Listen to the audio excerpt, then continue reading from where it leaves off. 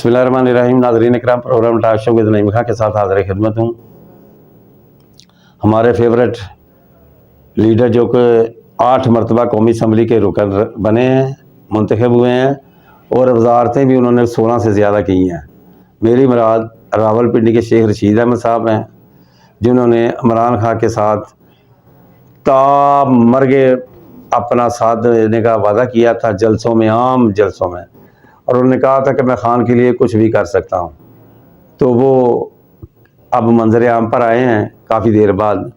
तो लोगों ने पूछा, सहाफ़ियों ने पूछा कि आप कहाँ चले गए थे? उन्होंने कहा मैं 40 दिन का चिल्ला काट रहा था।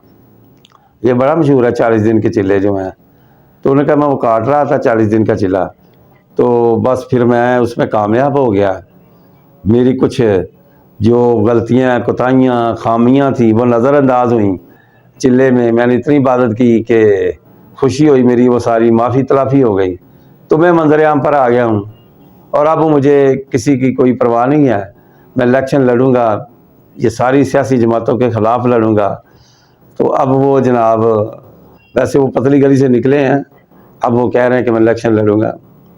आपको नाज़रीन कराम याद होगा, शेख रशीद अहमद पेशेन गोइयों के वाले से ही बड़े मशहूर थे। ये आइंदा 10 दिन में ये हो जाएगा, 15 दिन में वो हो जाएगा, 30 दिन में हुकूमत आ जाएगी, वो ये वो, इस वाले से बड़ी प्रोडक्शन थी उनकी, लेकिन वो सारी हवा में चली गई। शेख रशीद को जो चाहने वाले थे पूरे पाकिस्तान में, उनकी तादाद में भी काफ़ी कमी आई। अब शेख रशीद साहब ने जब ऐलान कर दिया, पहले वो कहते थे कि मैंने सियासत, ये मेरा आखिरी इलेक्शन है। ये 3 इलेक्शन जो गुजरे हैं ना, उन्होंने कहा ये मेरा आखिरी इलेक्शन है, मुझे जितवा दें, फिर बस मैं सियासत से रिटायरमेंट ले लूँगा।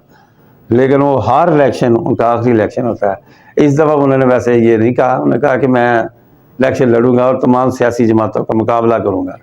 रावलपिंडी से उन्होंने इलेक्शन लड़ना है।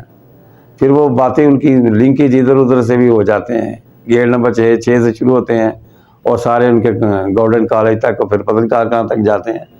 तो शेख रशीद साहब इलेक्शन लड़ रहे हैं, पतली गली से निकल के बच गए हैं, उनका चिल्ला कबूल हो गया है। अल्लाह ताला उन पर और मेहरबानियाँ फरमाए।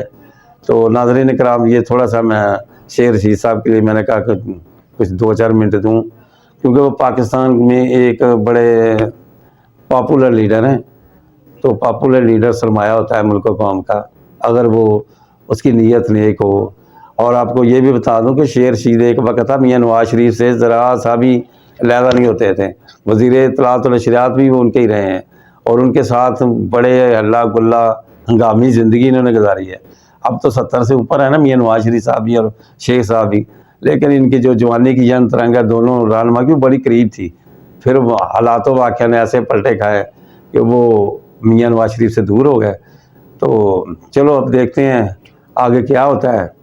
नाज़रीन इकराम, चैनल को सब्सक्राइब कीजिए, लाइक कीजिएगा, शेयर कीजिएगा, दुआओं में याद रखिएगा। अल्लाह ताला आपका हामी नासर हो। मिलते हैं अगले प्रोग्राम में। अल्लाह हाफिज़।